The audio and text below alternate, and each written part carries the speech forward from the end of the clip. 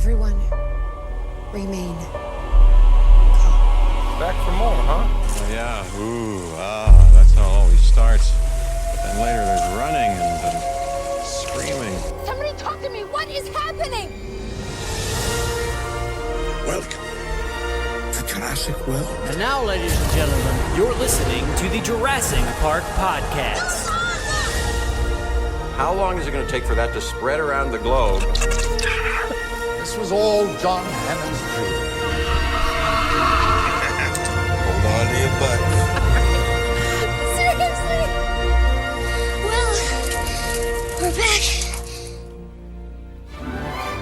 Hello, everybody, and welcome to the 186th episode of the Jurassic Park Podcast. I'm your host, Brad Jost, and we're here to discuss all things Jurassic Park. In this episode, we're going to head to the tower, boost the signal, and relay all the latest news and community topics in the Jurassic Wire. So, in the segment today, Beyer and I will discuss some of the things that happened over the recent hiatus of the podcast, and we're going to touch on a lot of the news and rumors, and of course, a community spotlight for one of the awesome members of our Jurassic community. As always, we really hope you enjoy everything that we feature here in the 7th iteration of the Jurassic Wire. Of course, all debates and conversations in this segment are our own opinions and insights from things that we've seen in the news and around the community. Stay tuned to the beginning of the segment to hear everything that we'll be discussing. So, as usual, we have some business to take care of. Over on YouTube, of course, last week we featured a bunch of videos. We got a look at the carnivore dinosaur pack from Jurassic World Evolution that just came out recently.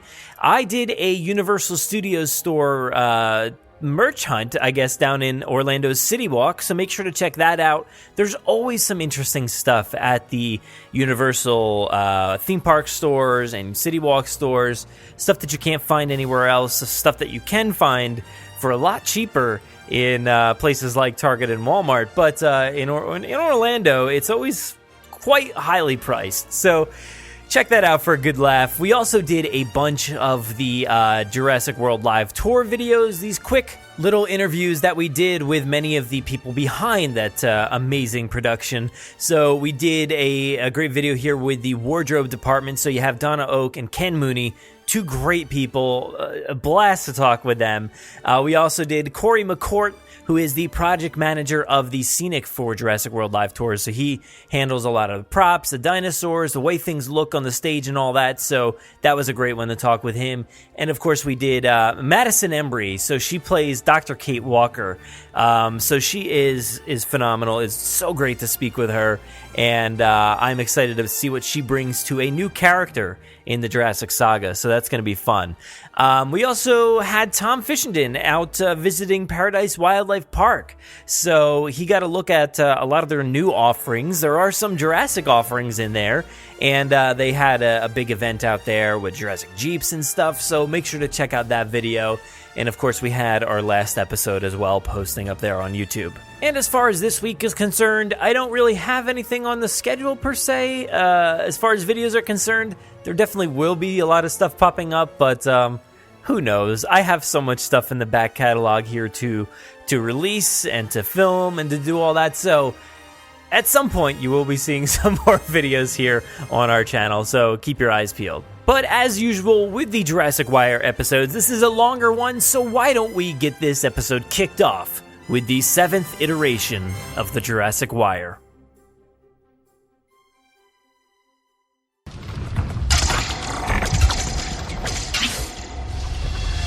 The debate over Isla Nublar rages on. They're taking no chances of a repeat of the San Diego incident. I'm talking about man-made cataclysmic change.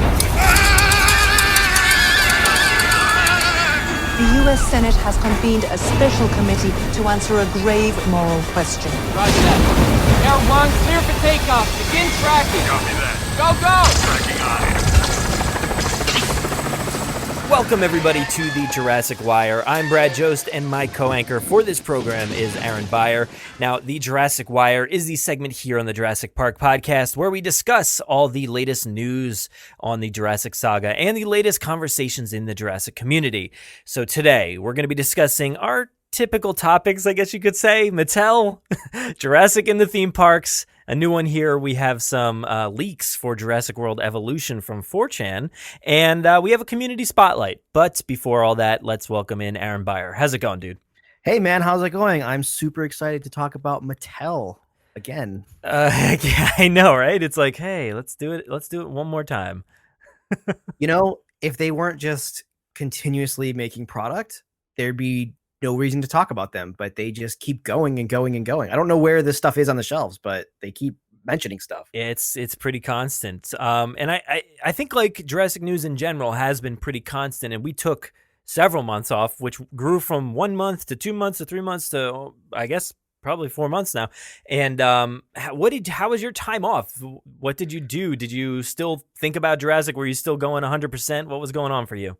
So I did some of the review videos over at the YouTube channel, and I get a little bit burned out on video only because I do video stuff professionally, like all day, every day. So then coming home and then editing more stuff, I was just like, oh man, it's a bit much. However, Mattel was nice enough to supply us with some free merchandise. So obviously we wanted to cover that as honestly and quickly as possible. Canada's Mattel stock seems to still just be kind of going slow and steady. It's hit or miss, but usually I can find the things I'm looking for. I just have to wait a little bit longer. And working on a lot of projects. We just wrapped up Avengers Endgame, which is now in theaters, man.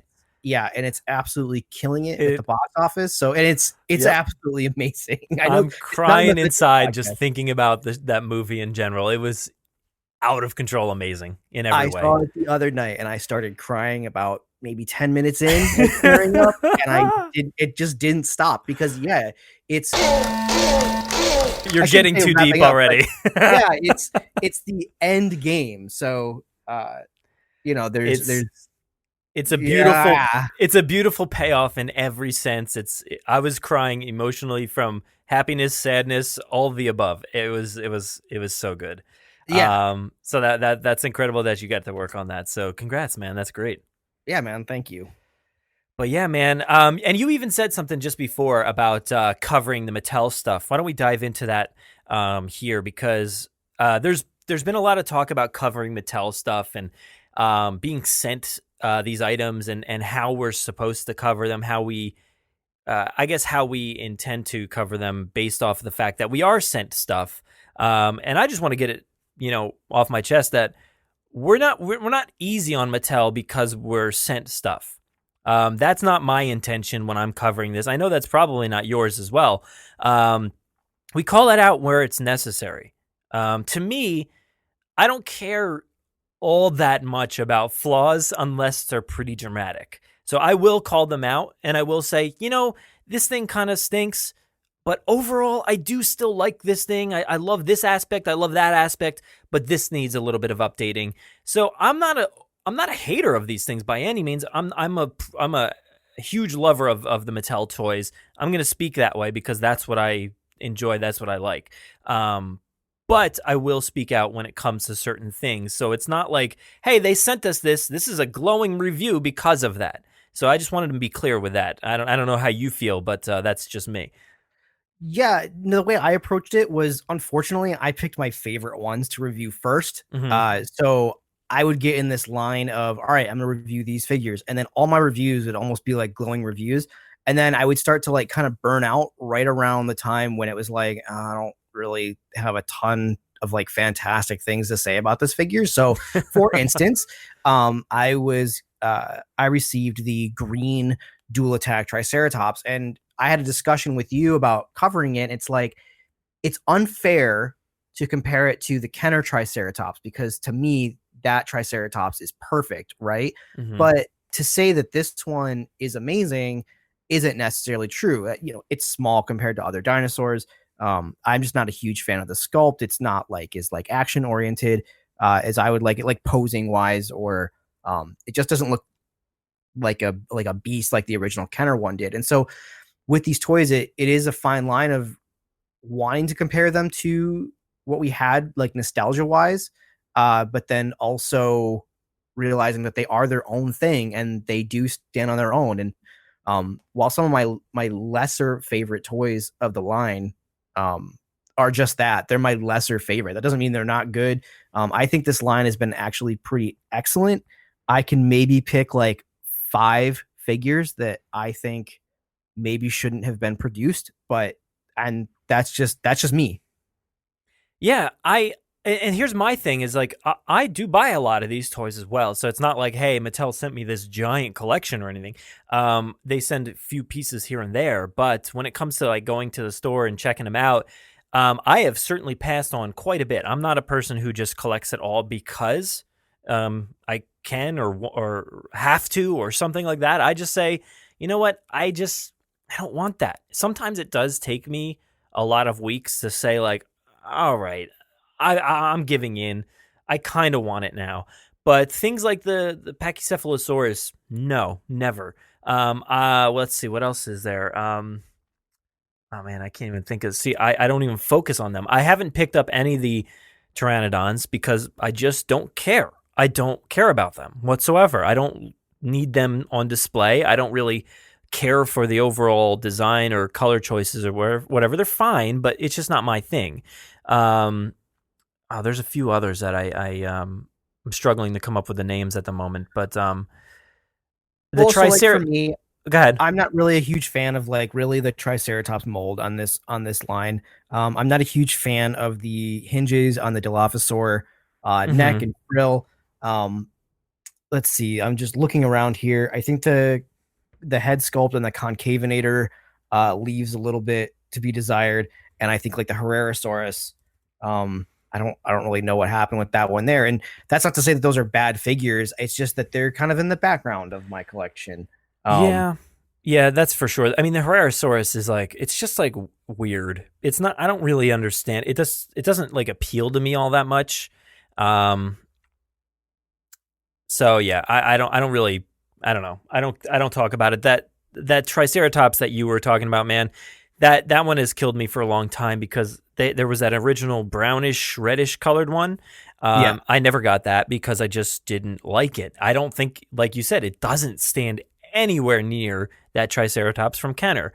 Not much of anything does, to be honest. That's a top 3 figure for me. And I will never be able to really compare it to any of these that are released just because it was so awesome back then. This Triceratops is very small. I will say the dual attack or mega dual. I forget if it's dual attack or mega dual. It's just a dual attack. It's the same exact mold as the electronic one.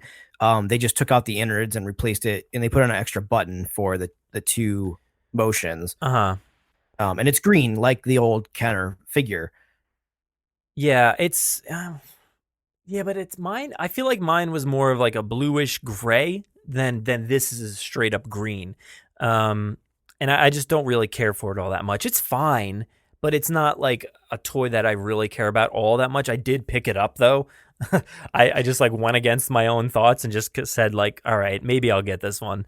I mean, it's a Triceratops. A Triceratops is a necessary dinosaur to have in any Jurassic collection. So like, for instance, I have this one.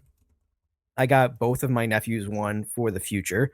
Again, it's not a bad toy. It's just, it doesn't live up to what I have in retrospect of 30 years or 25 years with Jurassic. It doesn't necessarily kind of get my motor running in that sense where I'm like super excited about it. But the Triceratops in general has never gotten me, all that excited, except for Kenner just happened to make that particular dinosaur super appealing with that toy being so massive.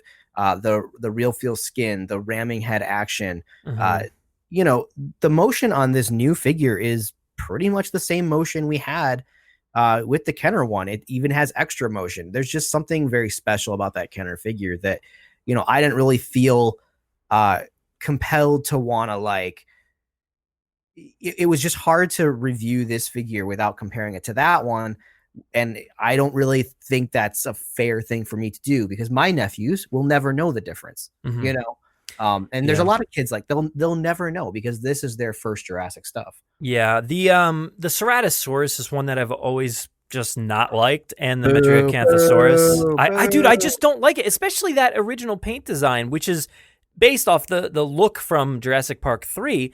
I know. But in that movie, I hated that dinosaur as well. So that's the problem. And the Metriacanthosaurus, I think that thing looks ugly and dopey, to be honest. Yeah, like, I just don't think it looks good. I don't like the Metriacanthosaurus. I'm not going to be getting the new red one because I think like the ketchup and mustard paint is really weird. Well, that paint job looked incredible on the Allosaurus, but they switched it out to this, and it just doesn't look good here. Gotcha. You know, it looked incredible. I'm telling you, it looks so good. I don't know if you've seen the leaked images of the Allosaurus, but it looked so good on that. It looked absolutely amazing.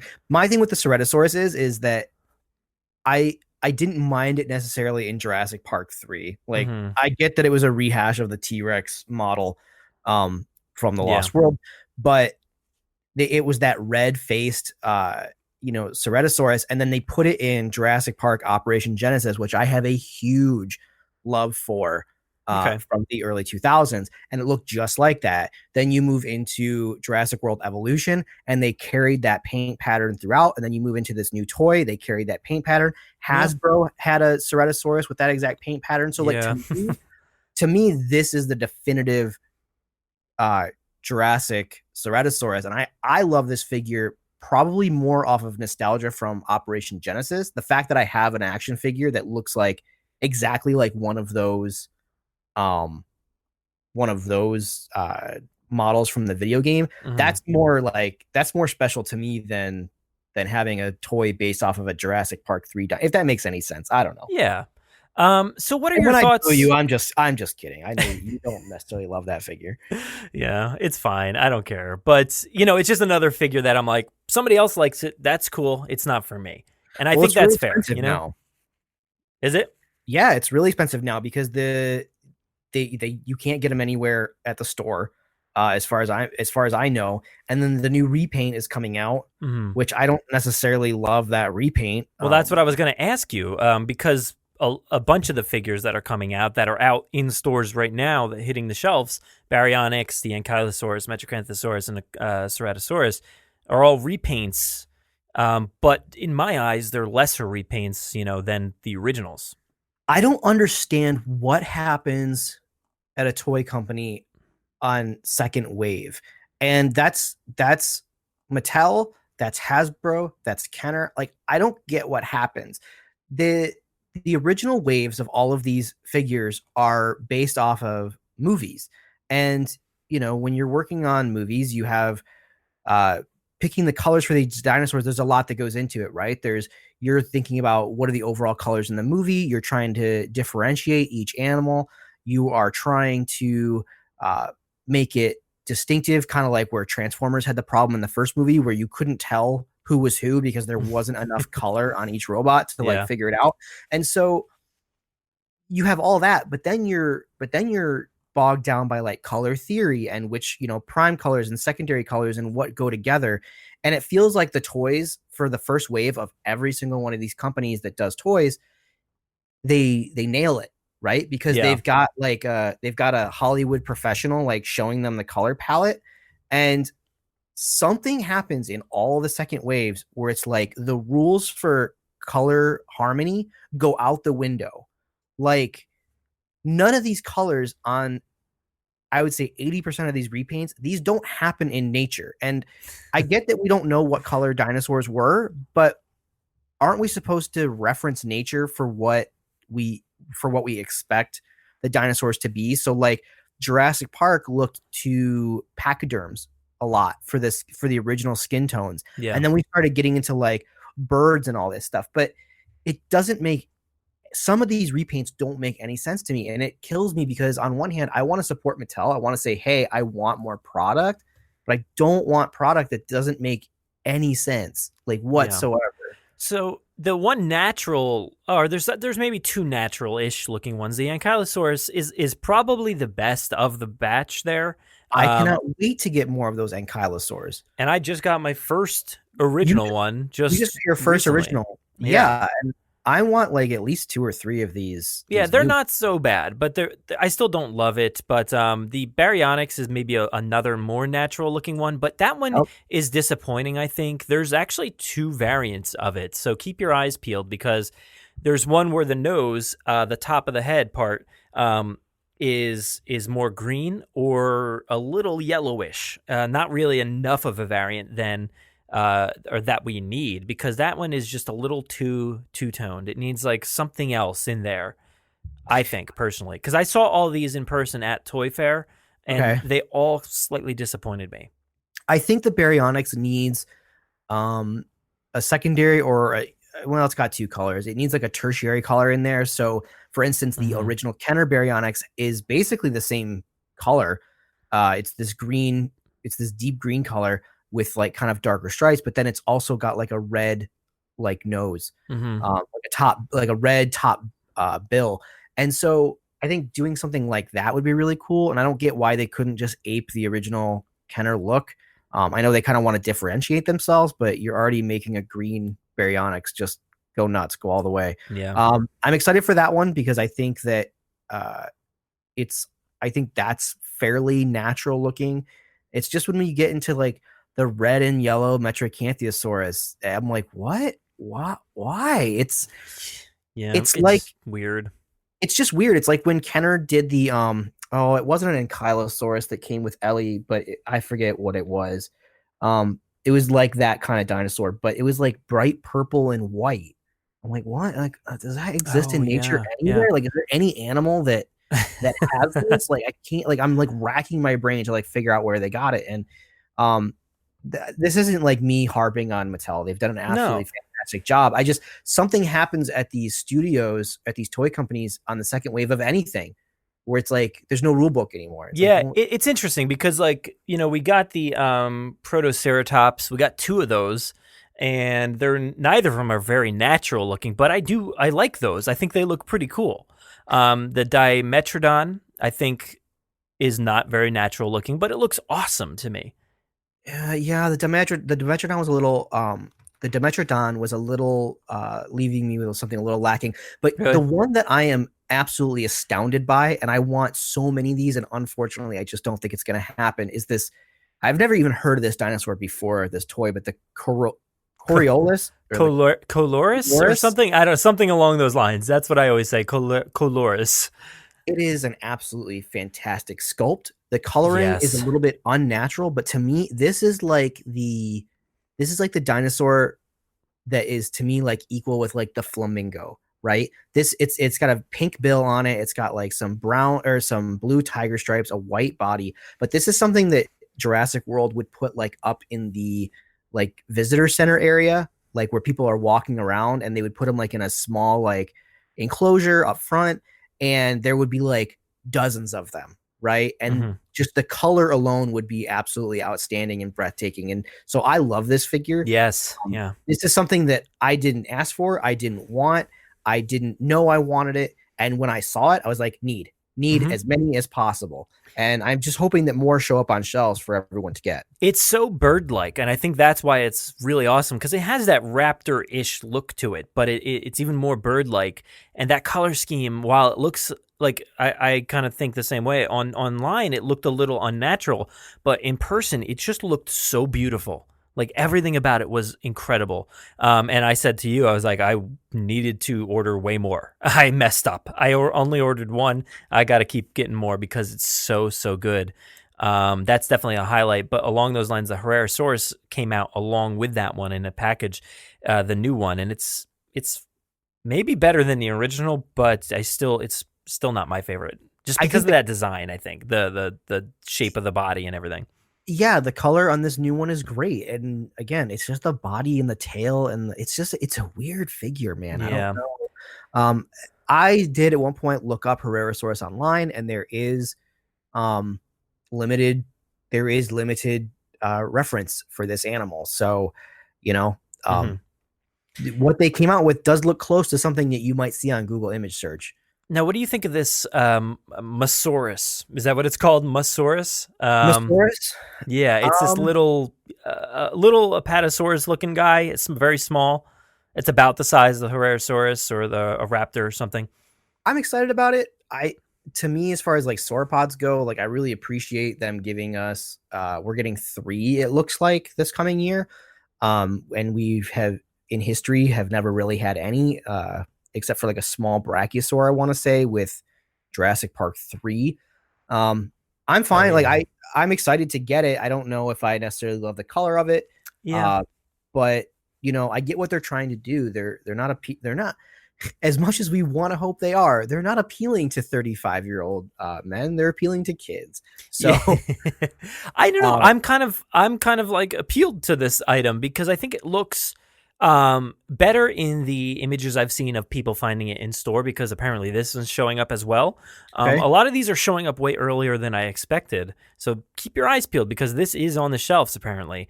But I've seen it look better in the package than it looks on this stark white background with just the image of the dinosaur.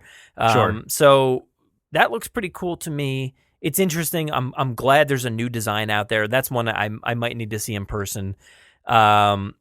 What else we have? The Proceratosaurus, which is a new upgraded color scheme there. What do you think of that? Yeah, I really like this one too. I actually liked the original with the red head, but this one gives me vibes of like a fiery male mallard duck. Okay. I really dig this orange head. The picture I'm seeing here, there's actually some like color variation in the orange down to the red. That might just be some lighting there. Maybe. I really dig this figure. I think I have like 3 or 4 of the original, so I'm down to get 3 or 4 more of this one. Yeah, I'm like kind of tossed up. I really like the original. This one looks pretty awesome. So side by side, when I get them, I'll be like, all right, this is the better one probably. Underneath that, on we're looking on jptoys.com right now. They have a full list of all this stuff. The Mononychus, I guess is how you maybe pronounce this next one. It's even more bird-like than the last one we were discussing before. This is like legit a straight up an emu. Yeah, it's interesting, dude. It's a bird. It's awesome though. I think it's kind of cool. I know that dinosaurs had feathers. I'm not denying science. I just feathers in Jurassic. Like I'm sorry, guys. I'm the one. I don't like feathers in Jurassic Park. But this is fine. I think if Jurassic World were a real place, you would definitely start to see dinosaurs with feathers as they innovated and wanted to become, put out different variations. And as the public might outcry for more realistic dinosaurs, you might actually start to see dinosaurs with feathers in Jurassic World, the amusement park. Yeah, I like this one. I'm done. I love this. Like, I love the bottom of the neck has that orange color. So like the whole thing is kind of a blue, a dark blue to light blue with like yellow feet, which are kind of weird, but I get it. They're basically trying to portray the feathers are like kind of like wearing down and you're getting that reptilian skin near the feet.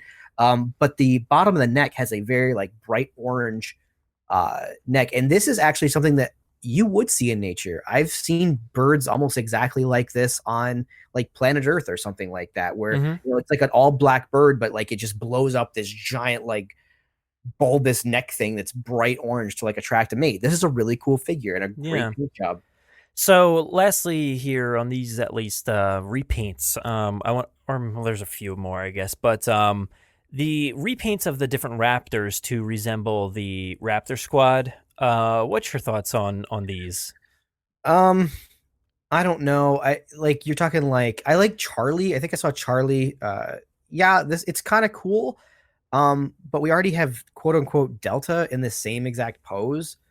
So for me, like, and I think Blue, there's a Blue figure that's in this exact pose too. It's not what I consider to be the definitive Blue. Again, as I've said on the podcast before, I think the definitive Blue is the Battle Damage Blue from Walmart. But I'm cool with this. I got no problem. I want to hunt down at least one.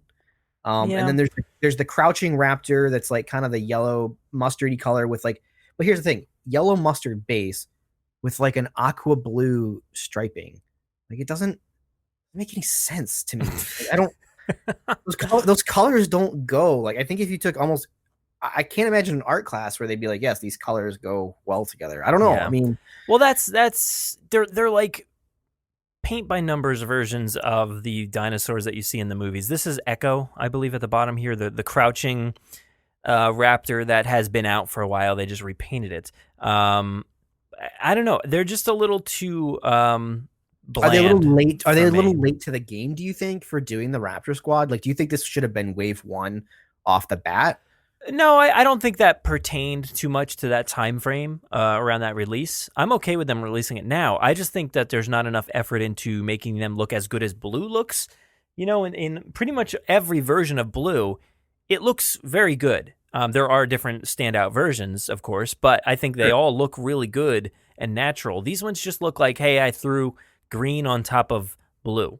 You know, like, it doesn't really look all that, like, blended and natural. They just look like two different colors on top of each other.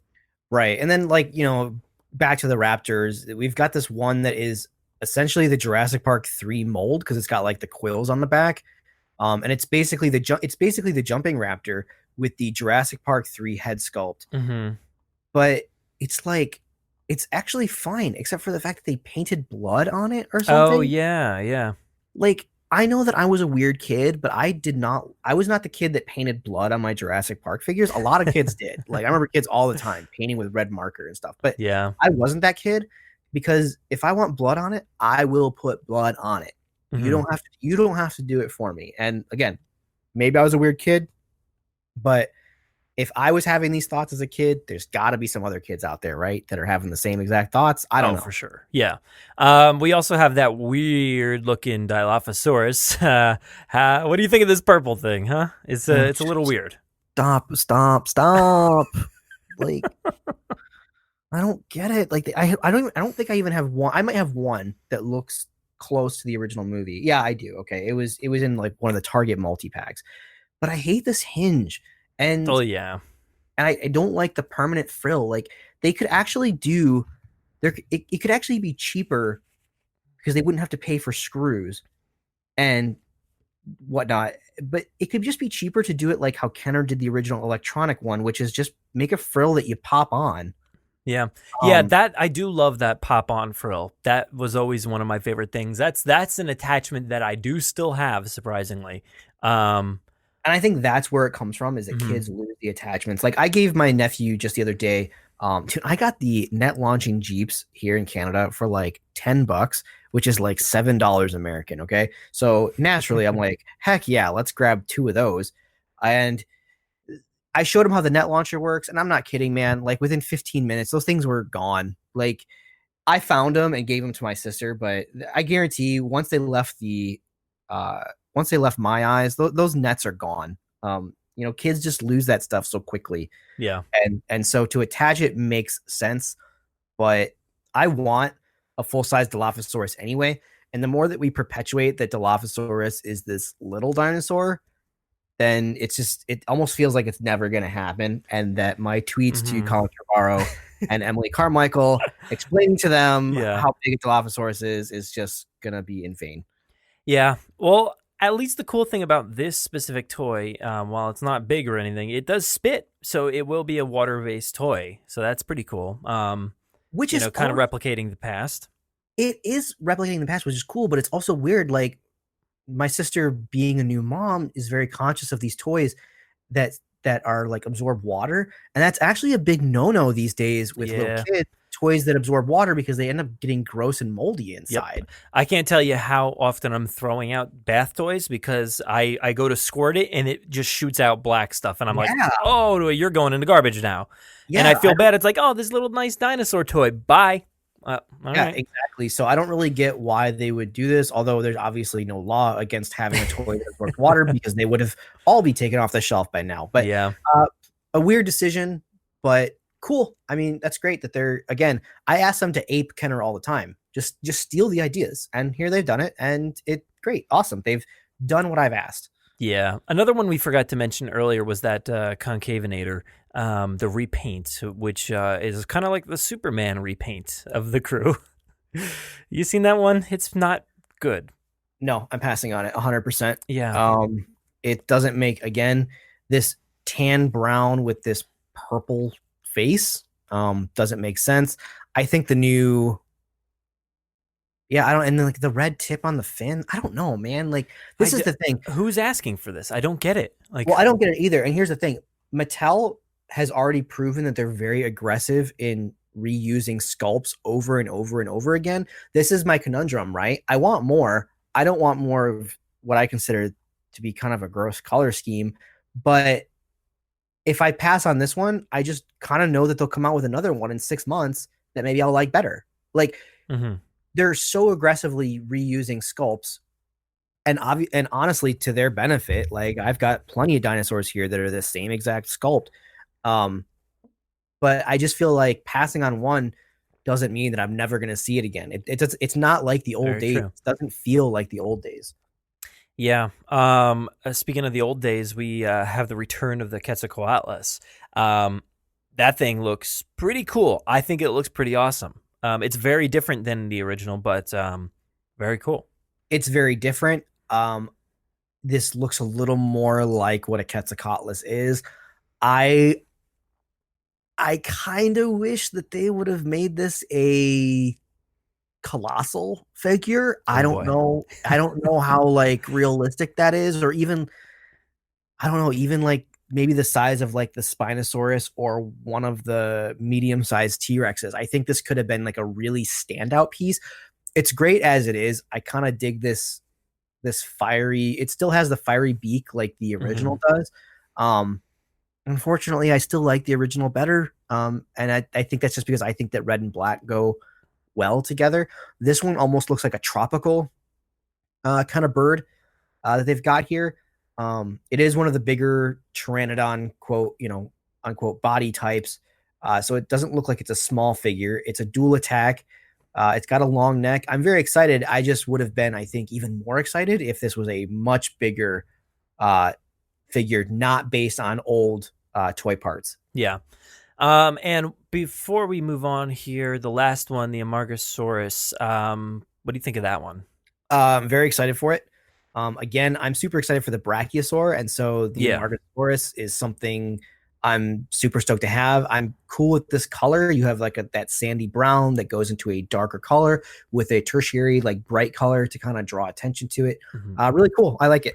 Yeah, any kind of sauropods mixed in, I think, is fantastic. But yeah, that's the most of the newer things coming. I mean, we got Franklin coming at some point. A few other, of course, there's a few other things in the mix as well. But is there anything that you are hoping for? Because we have it's 2019 now, and we have all of this, the rest of this year, all of 2020, and I think there probably won't be anything until April of 2021, because then they'll refresh the entire thing, start over for Jurassic World 3. Is there anything before Jurassic World 3 toys hit that you are looking for from Mattel? I'm looking for more humans. Unfortunately, I don't think we're going to get much more beyond Franklin. Humans just seem to sit on the pegs for some reason. Yeah. I don't get what dinosaurs are eating out there if they're not eating people figures. Little dinosaurs. I guess I'm really excited for this Destroy and Devour Indominus Rex, even though I think the sculpt it's a lot better than the Hasbro one. I just don't think it's necessarily 100%. It's not as like accurate to the Indominus as I think like the T-Rexes are to the T-Rex. But I'm really excited for it. I really would love, even if they wanted to repaint the Jurassic Park Jeep Wranglers, if they wanted to give them a Jurassic World makeover. And I'm also really hoping that we see a legacy style Ford Explorer. That's something that everyone's been wanting. It would look absolutely amazing in this line. I don't know if maybe Ford's not playing nice, because Ford has not been in a Jurassic movie since the first one. So I don't know. Maybe they're just not into it, letting that license go for Jurassic. Well, I think I don't know.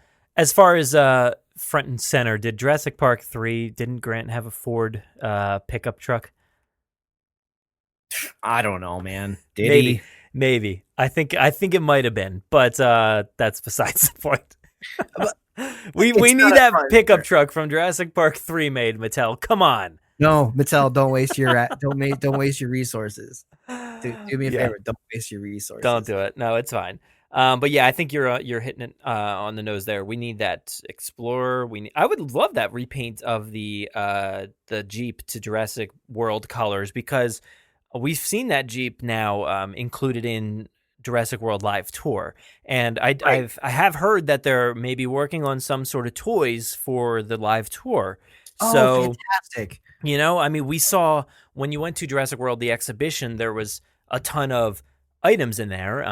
There was exhibition exclusive posters and different things and magnets, whatever, hats, but there wasn't really specific toys. That not that they really needed them. I guess you could have made a Pachyrhinosaurus or something like that resembled the one there, but that was all mostly stuff that we've already seen or had. But this is going to have some new stuff like the Troodon, so maybe we'll see a genie created somewhere. That's the name of the dinosaur. So that would be really cool if we get stuff like that, or that blue Jeep. That would be fantastic, I think. Yeah, the blue Jeep actually is now, while it's never been referenced in the Jurassic World movies, the blue Jeep has, like you're saying, it's now been part of Jurassic World Live. It is in Jurassic World Evolution. You can have that Jeep in the blue color. Jeeps don't have square headlamps today like they did in the early 90s. However, I think a repaint of this mold would be completely acceptable as far as it's nothing that's actually been referenced in a movie. So just repainting this Jeep would be totally fine. Mm-hmm. I really want more human figures. I would love to get more into the legacy stuff, although I don't know where Target stands on that stuff, because it seems like they were just clearancing out a ton to make way for Toy Story, which is fine. Which, by the way, those toys look amazing. They look so good. I originally saw them at Toy Fair, and now they're in stores. And yes, they're taking up a majority of the Jurassic space, but they do look really, really good. And I'll probably be buying. They're going to do a killing for sure. I'll be buying a lot of them because my kid loves Toy Story. So. Yeah, I saw a tweet or a Facebook post like, why is Toy Story taking up so much Jurassic space? It's like, because it's gonna make a killing. Yeah, yeah. They're gonna destroy toy records as far as sales go. Like, to me, those toys look like Toy of the Year material, just like Jurassic World was Toy of the Year material last year. But yeah, more humans, more legacy stuff. Even if they just want to call it Jurassic World and they and get rid of the legacy name, I'm fine with that. Just to get like a Sarah Harding figure, or an Eddie Carr figure, anything that's going to give me figures that represent the old movies. I don't care if you put the Jurassic World logo on it. Like, I get it. I get the difference. But yeah, I want more humans and more cars, which I know we haven't seen any cars in the latest releases. So it seems like the cars are just sticking to what was represented on screen. Which is kind of unfortunate. I think we might be getting a motorcycle maybe somewhere in the future here. And we did somewhat recently get a ATV. Not that it's it doesn't look all that great to me. So I never picked that one up. Did you get it? Yeah, I have the ATV more or less because I wanted the Stigi. Yeah, that does look cool. Which I don't even really. No, it wasn't a Stygimoloch. It was a Draco Rex, which I don't even know why I was super wanting it, because every time I want one of these white Dracos, I would have to buy the ATV, which is not going to happen because I don't need 10 more Owen figures. Why did this not come with Barry? Like, it doesn't make any sense. Barry drives the ATV in Jurassic World. Well, yeah. Yeah. Yeah, that would have made a lot more sense, but would have made a lot more sense. Things don't always make sense, do they? No. I really love this Rampy Ramphorinkus? Ramporhininicus or something. Dude, I don't know. It's really cool. I love that figure. And I just want to give Mattel, whoever is their packaging designer on this Dino Rivals this year, standing ovation. Mm-hmm. It's absolutely fantastic. I told my wife, I said, I have a reoccurring dream, and I've had it since I was a little kid, that the Jurassic Park line is magically reproduced, right? And it's really weird. I can't control it, but I have this reoccurring dream, probably once a year, maybe once every 18 months, that the toys have been restocked. And I took a photo at Walmart on my latest trip home with all these Dino Rivals and this red and yellow packaging, and it is almost like dreams come true kind of thing. Like it's absolutely phenomenal. It's beautiful. It makes every single toy pop like crazy. It's reminiscent of the old Kenner line, which I love.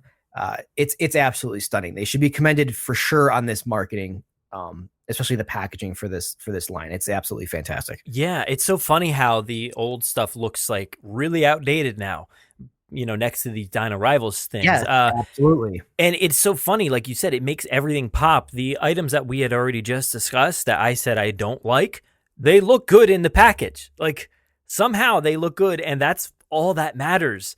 Because when I get to the store and I see, I didn't like this figure online, but when I see it here in the package, it kind of looks awesome. That's all that matters to them, because then I'm going to spend my money. So they've done a killer job. So that's incredible. So like I said, we call it where it is. We like certain things. And like I said, I might hate that figure online, but I might buy it in person. It really depends. And I think Mattel's doing a great job on most of the stuff. So that's all we can say. Most 80%, 100. It looks beautiful. Yeah. There's just a few gripes, and honestly, those are my gripes. Those don't have to be pushed on anyone else. Oh no. Yeah, that's the thing is like, I only talk the way I talk because this is how I want to do it. And this is what I want to say about these things. And if you agree, sure. If you don't agree, go ahead, do something else. But don't harp on the fact that people are doing their work because we appreciate these items. So yeah. And then let's see. Is there anything else that you want in 2019?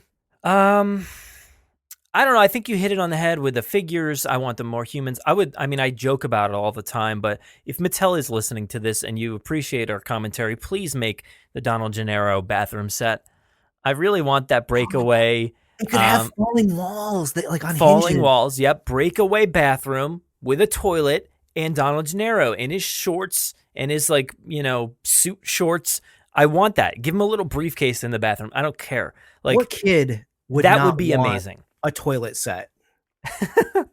I know it sounds so stupid, but it would be so killer to have that, like a play set. That's a play set right there. You could sell that so hard. The T-Rex like steps on a button and it explodes away. That'd be amazing. Think of all the recreations, the amazing toy photography, the videos that people would be making. It would be incredible to have that set. Well, that's a toy set completely designed for the thrash and throw, right? Because the thrash and throw bends over to pick up a human and thrash and, oh my gosh, that's amazing. Where is this, Mattel? Come on. I would also love, there's rumors that we're getting a Spinosaurus release from Walmart. Yeah. I would love that because I want to get my nephews. I already have Indominuses pre-ordered for them. We'll see if I get them from Amazon. Amazon likes to cancel a lot of my pre-orders. But I have Indominus pre-ordered for them through Amazon. I would love to get them Spinosaurs, but like getting 2 Spinosaurs from the UK, like I don't think that's happening. Yeah, well, what kind of color scheme are you going to be looking for on a new battle damage Spinosaurus? Are you expecting something similar or wildly different, or what would your dream be for the figure? I don't know. I really love the original figure. I think for the sake of my nephews, because they don't have one, I would actually like the same color palette, just I guess with some scratches, because the rumor is it's a Walmart exclusive, which means battle damage paint jobs, right? Yeah. So it would be the scratches. I'm fine with that, I guess. For me, I don't know, nothing too wild and crazy, but I don't know. That's a really good question. Yeah, I think I can't think of any design, or I just don't want it to be like purple or something, Just don't make it too wild. Make it something that's classic. Yeah, a little like kind of classic, nothing like the camo extreme or anything like that, but something along the lines of like kind of how this plesiosaurus, I like the plesiosaur color scheme here. I don't have it pulled up. Or even like the Parasaurolophus has a really cool color scheme, or even like the Concavinator, like the Gen 1. I love that color scheme on that Concavinator. It's really, really cool. See, I really dislike the Parasaurolophus. I think that's not good. You don't like the Parasaurolophus? No. So I'm a little hit or miss on it. Like, I like it in the sense that I feel like because it's not matching the Crash McCurry stuff, which again, this is another figure. It's unfair to rate it based off the fact the Kenner one is perfect. Perfect. Like, you cannot get, in my opinion, better than the Kenner one because it matches the Crash McCurry stuff perfectly. This was close. Well, the only reason it matches is because it's spot on the perfect pose. Now, this one is just bending down in different pose, which is fine. I actually don't mind the pose. The sculpt is okay. It's not nearly as good as the other one, but that color is ugly to me. It kind of, I don't know. Like, I guess when I think about the Parasaurolophus from like the Lost World, I know that it's not this color, but it's yellow. It looks not that great to me. If it was a tan, that would be one thing, but it's yellow. Yeah, it's like a yellowish, tannish, yolky kind of color. Yeah, it just doesn't blend all that well for me. I just did a review on it, which I haven't posted yet. So there you go. There's my review. I don't like it. But yeah, for a Spinosaurus, like, whatever, just don't go crazy. Just look at a color wheel and pick 3 colors that go together and make it beautiful. Yeah. But yeah, I don't know. What do you want to do? You want to move on to the next thing? You have any final thoughts on Mattel? No, I know how much people out there love hearing us talk about Mattel for hours on end. Yeah, I know. Maybe give them a time code so they can skip ahead. Let's move on. Oh, go ahead. A new Carnotaur. I need a new Carnotaur. Oh, that would be pretty awesome. I mean, that first one was pretty, flawless. So it was almost perfect. The next one would just be a disappointment. A new Carnotaur that doesn't disappoint. Yeah, that would be hard. Moving on here to our next topic, I just kind of want to cover the theme parks. Now, I know I talk about this a lot, and me and you are always talking about the theme parks. So there's been, a ton of updates since we've been away, and while we've, been producing episodes as well. Hollywood, as you guys all know, has Jurassic World the ride. We just saw that awesome commercial pop up. What do you think about that commercial? The commercial was actually really cool. I thought it was it's Universal Studios Hollywood, so I guess they do make movies there. That was a little weird that like the people from the movies are running away, but it was fun. It caught my attention. I thought it was interesting. It gave me a smile. I don't think that these commercials need to be mind-blowing. I'm a little disappointed with what seems like it's going to be just more movie screens on a ride, but we'll see. Maybe there's just 1 or 2. You never know. Well, yeah, I think it will be the only way to really convey what they're trying to show you. Because if you're trying to make people believe that the Mosasaurus is right there in this very small area of the ride, there's no way to do it outside of having a screen there. And I think the screens are going to be a bit different than you'd expect. It's going to look less screeny and more like glass with stuff behind it. Yes, I hope that's the case. Yeah, I've been hearing a lot about potentially these glass patents that will project images on there, and the glass can actually crack and do things that a typical screen cannot do. Really? So, that's cool. Yeah, I was discussing that with Alicia Stella. She is an awesome. I think we spotlighted her here on one episode, and I was actually on, which I've talked about here before. One of her Patreon exclusive episodes. We talked all about Jurassic around the world and theme parks. But that's a really cool potential patent that could show up in this ride. The commercial did also showcase the boat, going next to that potential screen area with the Mosasaurus, and the Mosasaurus comes up, cracks the glass, goes away, and the boat, you can see it jostling, which is not something that ever happened before on that boat ride, because as we know, the boat ride hasn't changed. It's still the same ride system, but they've added in these little implementations of paddles or something that could rock the boat. So, you'll get that motion when the Mosasaurus comes up and hits, it's going to hit you. You're going to feel it, which is pretty cool that they're adding in stuff like that. Yeah, that's pretty cool. And I'm not anti-screen. Like I've always said, I think what could liven up the Jurassic Park Orlando is a screen that's integrated into some plants and kind of hidden by a framework of foliage, like with raptors like darting in and out, or just other animal. I mean, it doesn't have to be raptors, right? Because we're kind of overkill with raptors when it comes to Jurassic, but like anything to kind of add to the outside portion, because unfortunately I think that outside portion, while it does look like Jurassic Park, for a not a maybe what's the word I'm looking for just a regular everyday like park goer, they want to see dinosaurs. And I think like hardcore fans know that when you're walking around, you're probably not seeing dinosaurs like in the walking area. But I think a casual fan kind of wants to see dinosaurs outside. I think screens are really a real good way to do that. And as long as they do something different with it, I'm totally fine. Now, there won't be a ton of outside areas anymore. So this is Hollywood. Yeah, so Hollywood will have a lot more indoor. There will be, I think, a small section that'll have, I think, potentially some raptors. So you might see Blue and the crew out there. I don't know how many of them, but you got to understand that Blue will make an appearance here. They haven't really talked about it at all, but it's a Jurassic World ride centered around the events of Jurassic World. Blue will be there. And I think there's 2 to 3 Mosasaurus scenes. So I think there's supposed to be that initial at the very beginning screen, and then maybe a second portion as well. That's as far as I've been hearing, at least. So that could be pretty cool.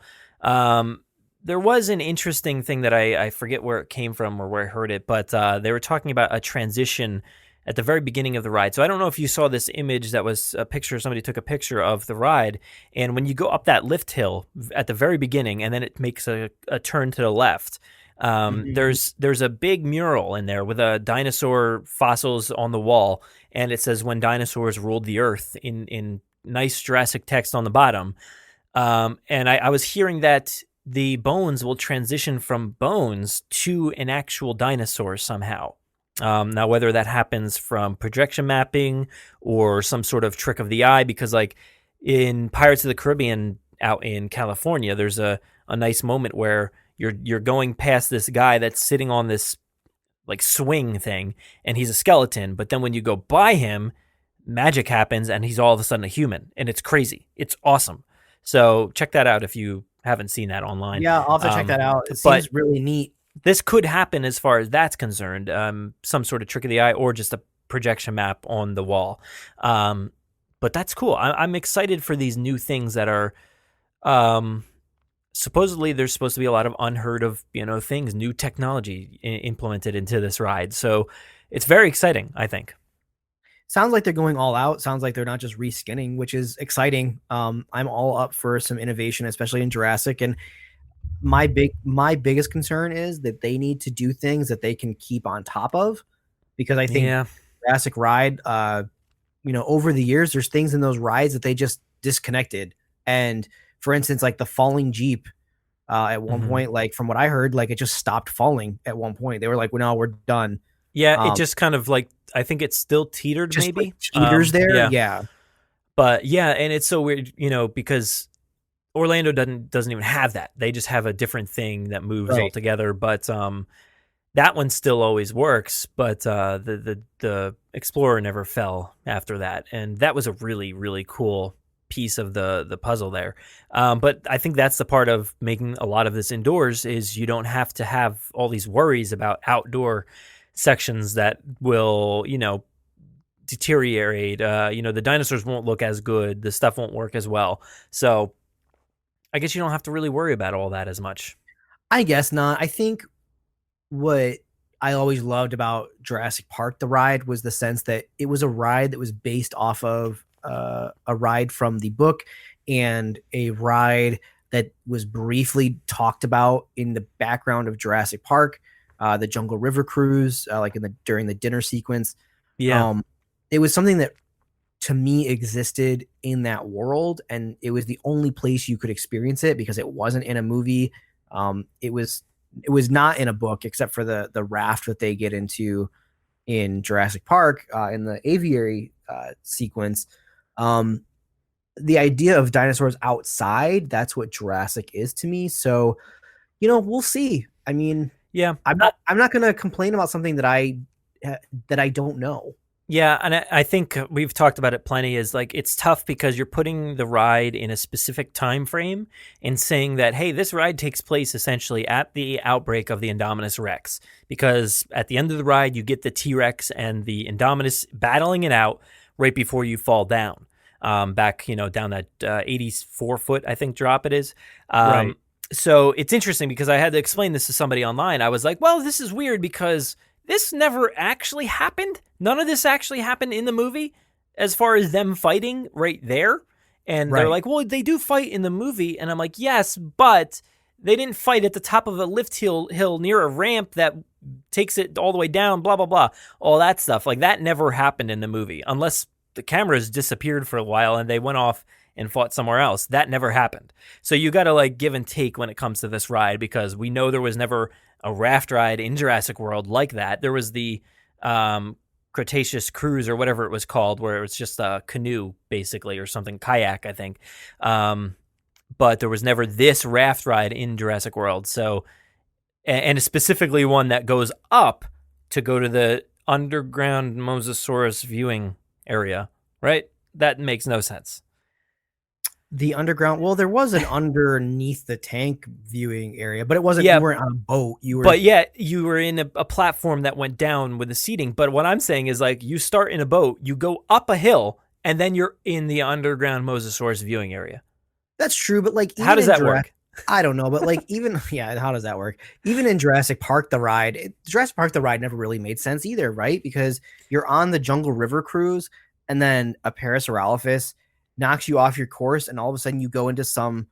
I mean, what was the in-world reason for the giant indoor lift area? Like, I know there was a thing. I would technically think it's probably like any other ride, because on let's say Space Mountain or something, you have your track, your typical track that you go on every day, but then there's also another path that is usually by the loading station where, you can go do maintenance on the ride.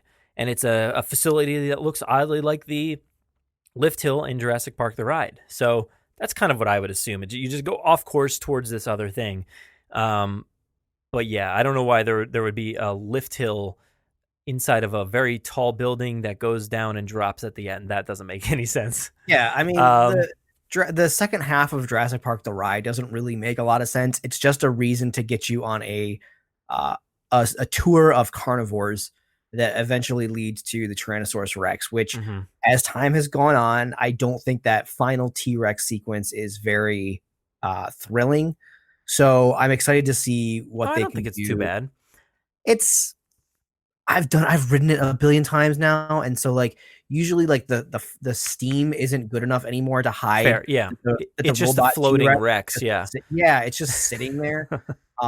So something to maybe the T-Rex and the Indominus, maybe they're always fighting all day throughout the day, and so there's never this moment of like a T-Rex that just sits there. Like, well, you gotta stop with the A to B and then reset. You got to stop with that. So it's got to be continuous.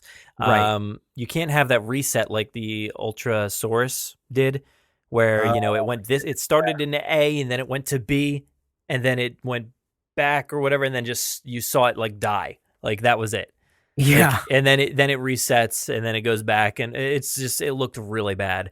So you kind of need to stop that. And I think these, as far as I know, I believe this will be side to side, so they'll be on either side of you, and then you'll go down the middle. So essentially, they'll be fighting over you. That would be really cool. That'd be very cool. So that's pretty much Hollywood as far as the ride's concerned. They are building the Raptor Encounter next to it right now. They're adding a lot of rock work next to the water. I just saw that the waterfall has been turned back on. The ride has been testing right there. But yeah, I'm excited for the new look of the area because it's going to be fully Jurassic. All they did was throw a new paint job on the buildings, and it automatically looked like, a lot of the paddock areas in Jurassic World. Like it just looked naturally like that. So that was really cool, I think. Yeah, I don't really love the white and black boats, but however, that's because I really like the 90s green, red, and yellow aesthetic of the original. This definitely seems very cold, which is what Jurassic World's to me, that's what all their cars and motors. It all looks very cold. Everybody, I think everybody can agree with you there. Yeah. So this looks right for Jurassic World. I'm excited to see how that new raptor encounter is working, because it's a very small looking room that they built literally right next to where the boat comes falling down. It's a very small park. Well, that's true. Yeah. There's not a ton of area for a queue or anything like that. I don't know, because the raptor encounter has at least in that park always been a roaming raptor encounter. So I'm glad that it will be behind a plant or a bush, so it will hide how hideous that figure looks outside. Because the one in Orlando looks phenomenal because it's hiding, and you don't see the lower half as much as you do out in California, where it's roaming around and it looks not so great. Now, is California still using the old? No, they're using the new one still. But at this point, I think because of all the wear and tear in the outdoors, it doesn't look all that great. And the color is bad. It's like brown on the legs now and like gray on the body. It looks really not that great out in the open. So when you hide it, it looks phenomenal. Like Orlando just looks really good because it's hidden behind a lot of plants and stuff. Sure. So I'm excited to see what that new raptor encounter is, because I don't really know how they're going to work that just yet. So they're still building all that. They actually just framed out the thing, and now there's walls on there. So that's cool. And then the gates are getting an update as well. So they will be the Jurassic World gates. But yeah, there's not really a ton else to talk about as far as Hollywood is concerned. So we will be finding out soon, though. It's going to be happening soon. As far as the gates go, like, at least kudos to them. They're not just repainting old things to look like Jurassic World. They're investing the money and the time, to make this look 100% like Jurassic World. I hate to say it, out with the old and in with the new, but at least when they're bringing the new, they're bringing it. Yeah. Let's move over to Orlando now. They've been doing a ton of stuff. It's basically Wall City down there, because they've put up walls pretty much all over the place. They're doing so much work. I think they just walled off the T-Rex, and they've been moving the vehicles around a lot recently. Now the Jeep, which has been repainted, looks beautiful. That's underneath the Spinosaurus, so that makes no sense. Does it look like the actual Jeep and not like a weird maroon color like the other one? Oh no, yeah, the Explorer looked really bad. But I don't know where that is currently. I haven't seen that in a little while. The Explorer. The Explorer usually has been with the Spinosaurus, but I think just recently the Mercedes was over there, and they moved that again, and now the Jeep is there. The Jeep looks really good. And I think, like I said, I think the T-Rex is walled off. There was a big rock work that looked like a Triceratops. That's gone now. Well, that's because that was blocking the original Triceratops encounter. Or it was the entrance to the original Triceratops encounter. I think so, maybe. But that's gone now. And so all you have the ride, you have the store and the restaurant, right? Or there's a few restaurants right there. Two rides. And Camp Jurassic is still intact, so you can still utilize that. So aside from just being walled off and not getting the full atmosphere of the park, which is Jurassic, you feel like you need to see all these bushes and trees and all that stuff that makes it feel Jurassic. The entire backside of the visitor or Discovery Center is now closed off, because that's where the majority of the work is being done there, and the Triceratops encounter area, which is where this new roller coaster will be going. They also just moved the Raptor encounter, so it closed in its original location, which was kind of makeshift to begin with. It really wasn't all that permanent feeling. And now it's in a different location for the time being. It's actually like more undercover. It's very dark in there. It doesn't look as nice right now. It also looks pretty makeshift, but they will be making a permanent location, which I think is going to be near the pizza spot and the ride itself, the Jurassic Park ride. It's going to be in there somewhere. So it's going to be nice, I think. A nice, full, actual like Raptor Encounter Center, which is going to be great, I think. Now, as far as the ride is concerned, it looks like it's going to be great. A multi-launch coaster, pretty fast, pretty tall. It's going to be supposedly an Owen/Raptor coaster. So you will get like a scene 1 or whatever it will be, where you see the raptors basically like, I guess, probably like they are in Jurassic World in those cages. And essentially you will rocket out like you're being chased through the forest or whatever, or the jungle. That'll be cool. I think it'll be fun. I just think it really ruins the atmosphere of that area. And specifically, it does go right over to the Harry Potter section. And I don't know how they're going to hide that. I don't know if they're going to be adding more trees in literally the middle of the water, but it's going to be weird. I think it's going to be weird. Yeah, I think it's really weird that you're going to be able to see the Harry Potter stuff from the Jurassic Park stuff. However, that those parks have done a really poor job in the last few years, especially adding more and more coasters.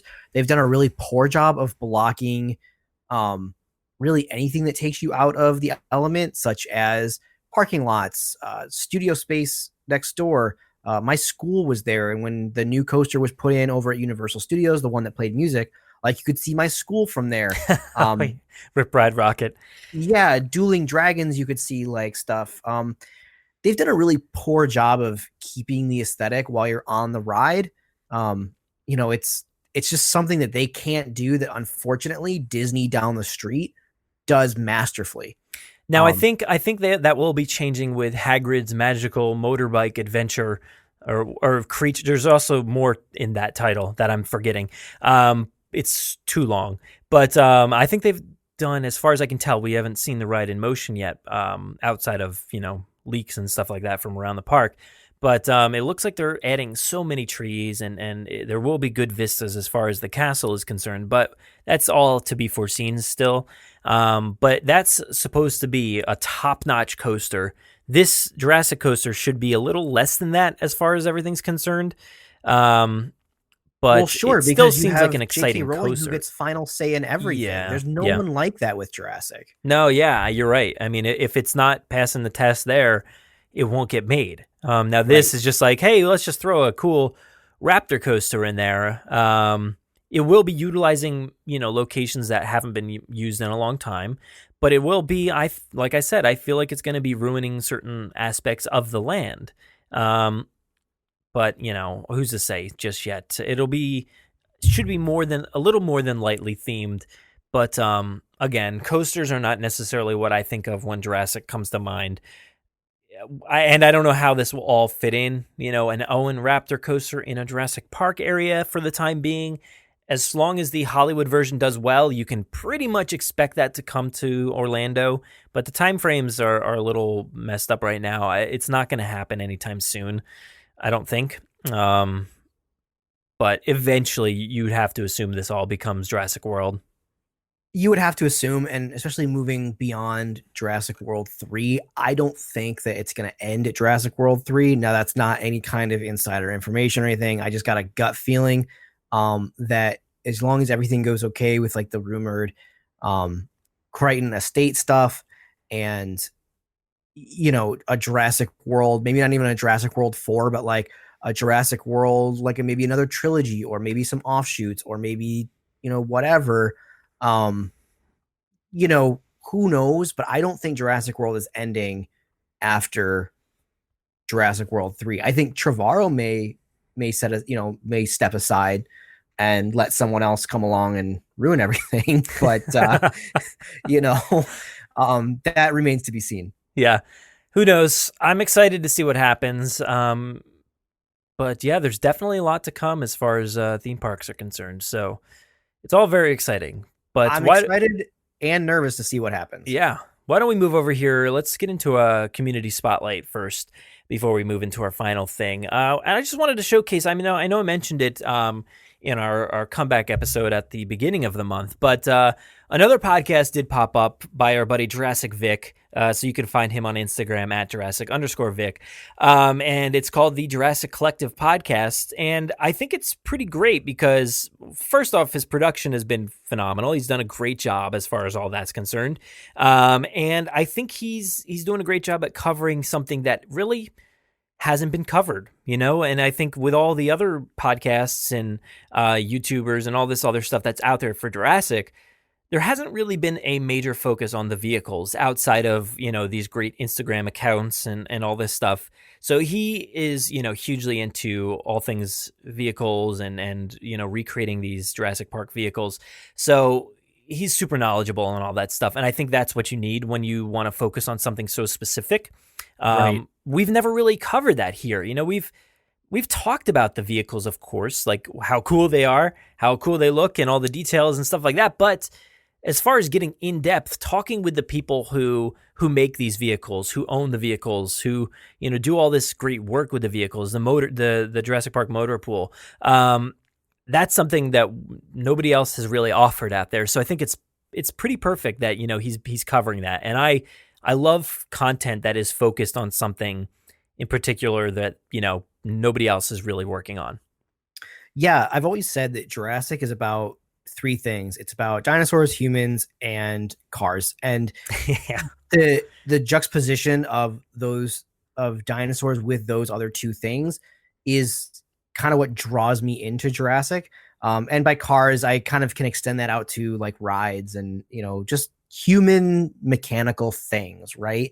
And I guess I didn't realize, I always knew there was a lot of different cars, but what really struck me was when Matchbox did the entire line. You can get almost any car that's been in Jurassic, you can get in a Matchbox car after Fallen Kingdom came out, and it's extensive.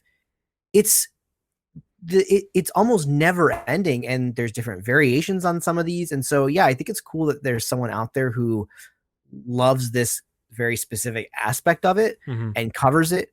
I wasn't even it seemed like there were so many different cars for Matchbox that I didn't even collect them until I was at the store the other day and they were on clearance for 70 cents. And I was like, okay, well, I'm going to get as many as I can. So I have at least I have this reference for what these cars look like. Yeah. Yeah, and it's like I said, we've never really covered it all that much, and this is like a worldwide phenomenon. The vehicles, everybody around the world loves these things and recreates them, and it deserves a good coverage. So Jurassic Vic has done a great job, and I know he's only a few episodes in so far, so definitely go download it. You can find it on all the podcasting platforms out there, and go follow him on Instagram. Like I said, at Jurassic Vic, at Jurassic_Vic. So great job, dude. Thanks for giving me something that I've never been able to cover myself. So I'm happy about that. Yeah, that's awesome. I'm looking forward to checking it out. All right, so why don't we dive into our final thing? I just want to kind of cover it quickly. We don't know a ton of information about this as far as it's all concerned, but there was a lot of Jurassic World Evolution leaks that popped up recently via 4chan. So this is all, believe it with a grain of salt type stuff. You've probably already all heard this. And some of it has already come true. So I'm just going to go through this real quick here. There's a little bit of information, so I'll read it all out here and then we'll discuss it. So it says Jurassic World Evolution Project Nero, which is a new DLC that will contain the Acrocanthosaurus, the Proceratosaurus, and the Herrerasaurus.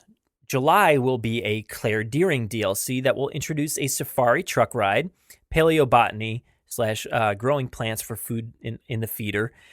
There will be missions to save the dinosaurs from Nublar and move to Sanctuary Island. There is some decoration coming, but not much. Don't get excited. New dinosaurs are Albertosaurus, Oranosaurus, I believe, and another. December will be a 1993 pack with Nublar and Sorna.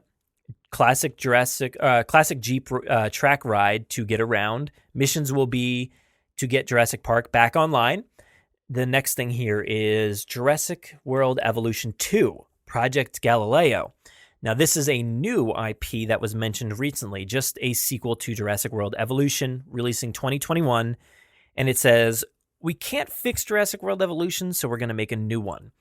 And lastly, we have Jurassic World Survival, a Jurassic World themed survival game. Not much info on this at the moment. So that was really the entirety of the 4chan leaks there. So, Aaron, what do we think? Because this first point was the release of the Carnivore DLC, which actually did just release. So there is a bit of credence here to this information is accurate.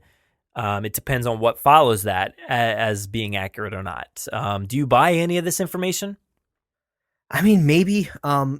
I think the most interesting thing there is, well, one, the Tyrannosaurus. That's my favorite dinosaur from Operation Genesis. It's basically a duck-billed dinosaur with a giant sail on its back, like Spinosaurus. And it's big. It's like, I mean, it's not as big as Spinosaurus, right? But it's a big, hefty dinosaur. So seeing that in the park would be really cool. I'd like to see what they can do with that. Well, that's where I think a lot of discussion is happening right now on whether this is accurate or real or not, because the Albertosaurus and the Tyrannosaurus are big deals in Jurassic Park Operation Genesis.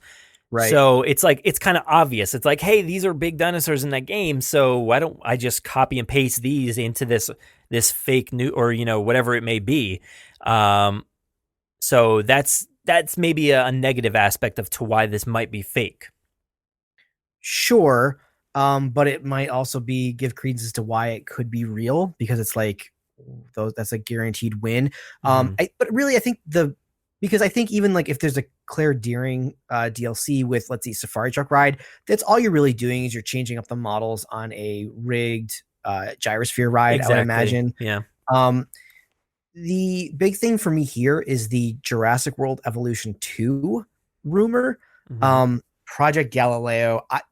I don't see Project Galileo being anything. In fact, if anything, they're not going to get rid of Jurassic World Evolution. So it would be my hypothesis that this would be Jurassic World Evolution 2, because Jurassic World Evolution now for them is a big IP.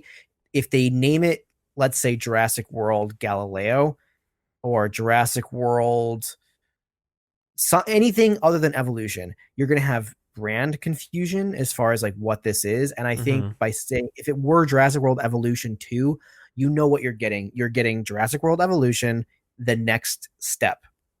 And there you go. That's a good name for it. yeah, the next step. And if this were real, which again we don't know, there's really no reason to think it's real necessarily, except for that Jurassic World Evolution sold a ton of copies. I think it exceeded their expectations as far as what a movie tie-in could do for them. And it would not be the first time that we saw really any video game company not do a sequel. Doing sequels in video games is a huge deal. Yeah. Now the whole like, oh, we can't fix all the broken stuff, quote unquote, like Jurassic World Evolution isn't broken. It's for the most part exactly what people asked for, which was Jurassic Park Operation Genesis. It's just a more modern version of that. The problem with that is that Jurassic Park Operation Genesis is a 20-year-old game. So a lot of the systems, there should be better things in this game, right? That's what people are saying. Right. It should be Jurassic Park Operation Genesis and better. So I don't think we ever really got the and better. So like in our original review of the game, some of the disappointing things that we talked about, you don't get full run of an island. You get a sliver of an island.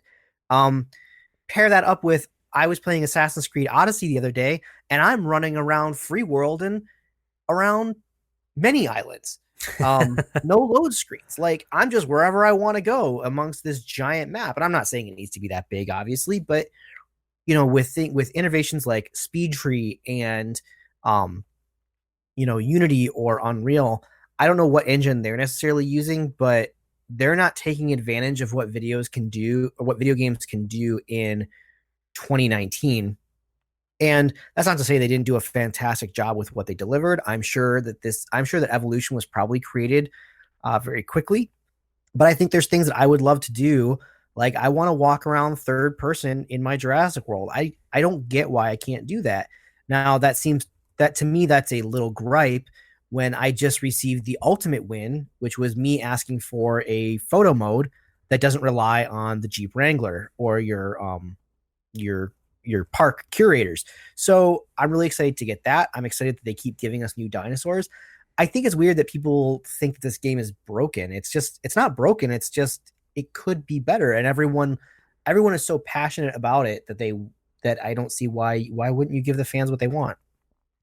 Yeah, and I think that's part of it is, I don't necessarily think it's broken either. There's just plenty that is missing that needs to be added. And maybe that's something they don't want to do in DLC after DLC, just constantly adding these new things to it.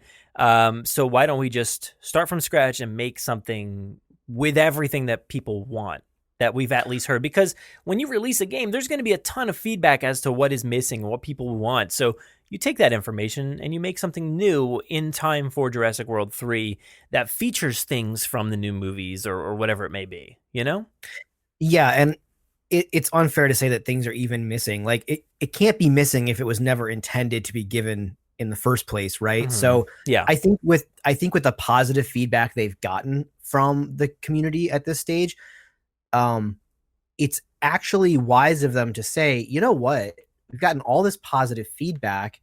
People love our game. They're still playing our game. Let's sell another version. I mean, look, I bought Destiny and then I bought Destiny 2, which was essentially, it didn't make sense as to why that game couldn't have just been patched on top of the original, but I'm sure there's some kind of coding and marketing and all that there's reasons as to why there was a Destiny 2 and not just a continuation of Destiny. And I can't tell you how many Call of Duties I've bought one year after the next. So, right. Exactly. You just, this is what happens. It's not that unnatural to have a game 3 years later. That's what we're talking about. We're talking about 2021. So if they wanted to add a section that is California and just have it be the wilderness, where you could add dinosaurs in the wilderness and you could add a street with a car driving down it. Like, who knows what they could add in that game? It could be anything. So it could be completely different. I'd be very excited. I'd be very excited for basically this plus more. Mm-hmm. And yeah, I mean, I'll definitely drop another $60 and spend another. I spent over 100 hours in Jurassic World Evolution getting the platinum on PlayStation 4 for that game. Yeah. I would definitely be down with it. Now, what does concern me is, okay, so let's say that this is real. Okay, let's pretend that this is real.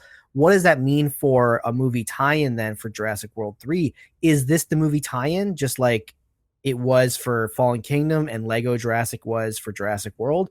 Or is this now additive onto a possible different movie tie-in that they were planning for Jurassic World 3, like a different genre? Do you think we'll get 2 games, or do you think we'll just get this one if this was real? I have no idea. I mean, maybe it ties into this whole Jurassic World survival. Maybe that could be, flipped from information of the past that we've heard about this Jurassic World survival, I feel like, for years.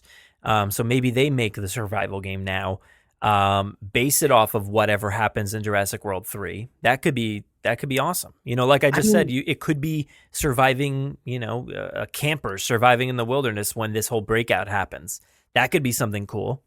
I mean, maybe, but studios like this generally don't deviate from what they're good at.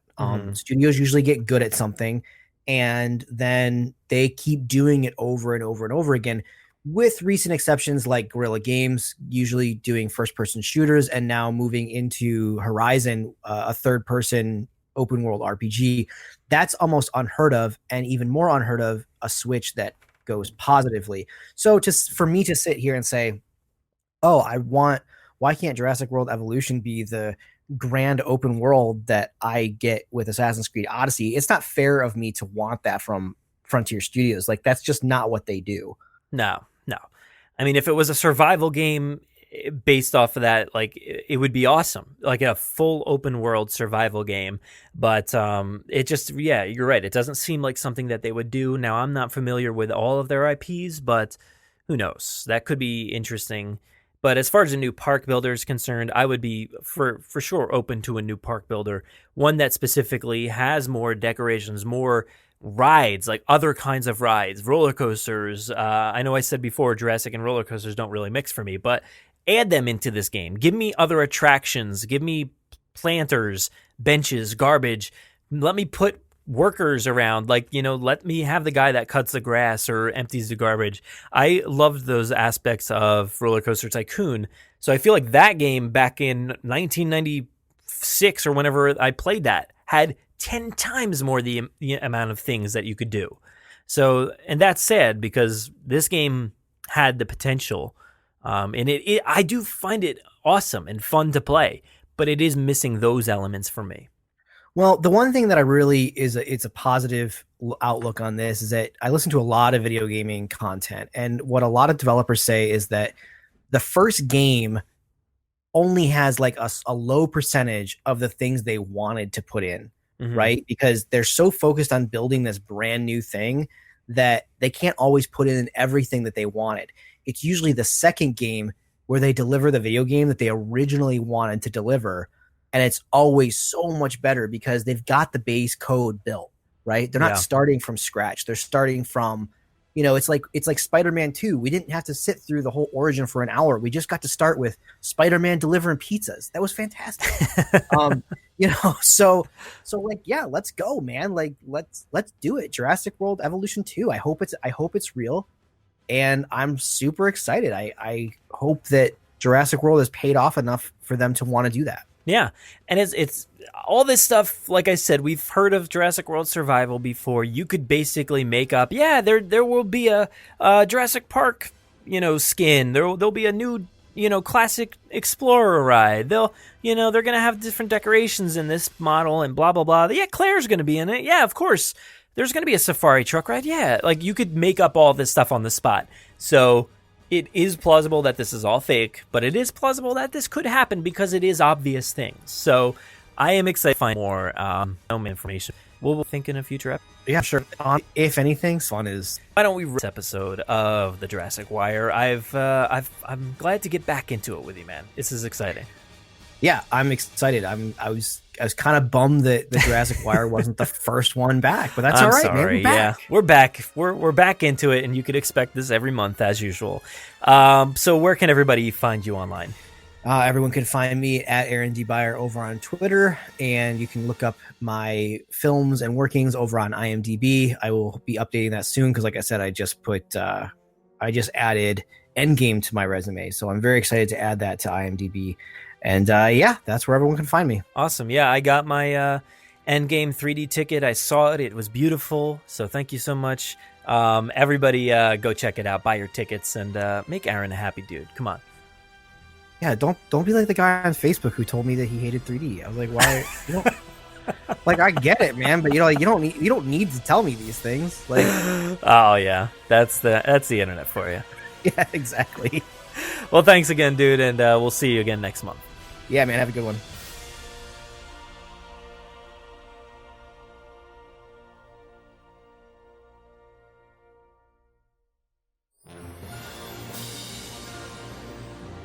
Thank you so much for listening to the 186th episode of the Jurassic Park Podcast. Of course, I have to thank Aaron for joining me here again, finally, in the Jurassic Wire. After a long hiatus of the segment, of the show, the Jurassic Wire was the last, it was the last episode that we released back in 2018. And, we were vying for like what would come first here when we released the show. The Jurassic Wire didn't win out there.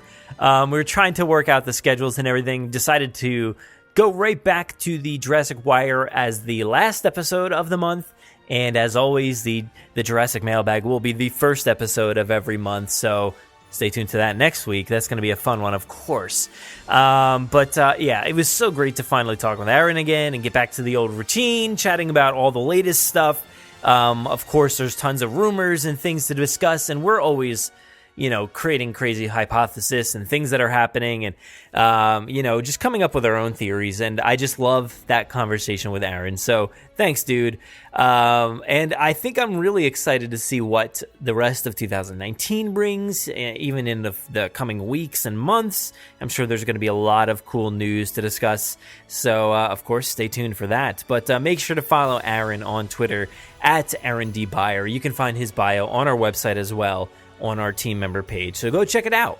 And as always, we want to focus the spotlight on you guys because, we do put a lot of effort into this show, but you guys also do as well when you go out and write reviews over on iTunes. I know we ask you guys every week to just show up and help us out just a little bit, even if there is somebody out there who is typing in Jurassic into iTunes or wherever, and they don't know what to choose from, or they don't know if our show is any good or not.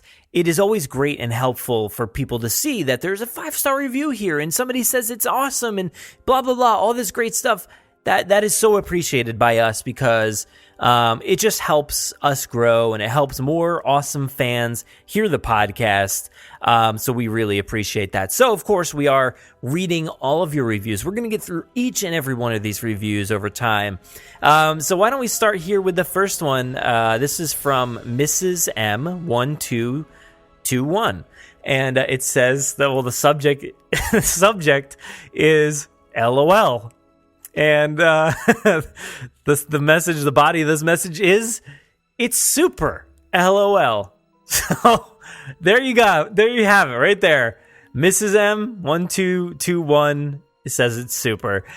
We really appreciate that. I mean, I'll take it. You know, I really have, you know, for years I've been just asking everybody, hey, just leave us the 5 stars. That's all that matters. But I actually really enjoy diving into these little reviews, even if they're as simple as this one right here. It's fun. I don't care what you guys write. Just make it fun. You know, have a little fun with it. That's all I ask for. And let's go to another one here. This is from Chris M. Horton. And it says, this is Liam from the stream. So, hey, Liam from the stream, what's up? The body of this one says, I love the podcast, especially for a Jurassic Park / Jurassic World fan. They are great for long car trips and are usually not boring. I really love the love that people have for Jurassic Park. Sorry, I messed up on that. I personally really love the love that people have for Jurassic Park. I do too. I do too. I think that's something that shows here is everybody that interacts and, you know, comes on the show, whether it's a guest or a contributor or myself or whoever, it's really a true love, I think, for Jurassic Park. I think that shows through. It's plainly simple. You know, we can talk about this stuff for hours and hours. Like you said, this is great for long car trips. And I'm sorry, this is going to be a long one. So today, if you took a long car trip, you're driving for more than an hour and a half, and you're still listening. So, yeah, I don't know. I know. But I really appreciate it, Liam, from the stream, whatever stream that is. I'm wondering, Liam, you're from the stream. Does this mean like this? You're just chilling at a stream, like near a river or something, or is this like an internet stream? Because either one sounds legit. Like I could see either one. I really personally hope Liam is just sitting down near the water for an hour and a half today, listening to this show, and he's like, "Hey, I left that review down by this stream. Great show. Love it." Thanks, Liam. So as always, I hope when you're listening to this that it's either the start of a great week or if this is the end of the week, you've had a great week. Whatever it may be, I hope you guys have enjoyed this ride, and as Jurassic Park fans, you come together, celebrate the love of this amazing franchise, and just have a good time. You know, take care of each other out there, because as a community, that's all we can do, you know? Don't get in arguments with people. It's not worth it. Have fun, stick together, and we'll see you next week. Let's play the outro. Saddle up, let's get this movable feast underway. Please give us a follow on Twitter at Jurassic Park Pod, and myself at Brad Jost. Also on Facebook and Instagram at Jurassic Park Podcast. Don't forget to join the Jurassic Park Podcast group on Facebook. You can listen to us on Apple Podcasts, Google Play, Spotify, YouTube, our website, or wherever else podcasts are found. So please be sure to subscribe. Also, don't miss our toy hunts and reviews, in-depth bonus content, live streams, gameplay, events and theme park coverage, and so much more on our YouTube channel. If you haven't already, please leave us a 5-star review on Apple Podcasts. We will read your reviews at the end of every episode, so please be sure to spare no expense. Don't miss us on the web at JurassicParkPodcast.com, where you'll find today's episode show notes, wonderful articles, bios from our contributors, and so much more. If you want to get a hold of us, you can fill out the contact form on our website or email us, JurassicParkPod@gmail.com. We're always looking for new segments, contributors, mailbag submissions, or anybody who just wants to say hello. Feel free to call our voicemail line at any time to leave us a message. That number is 732-825-7763. Thanks for listening, and enjoy.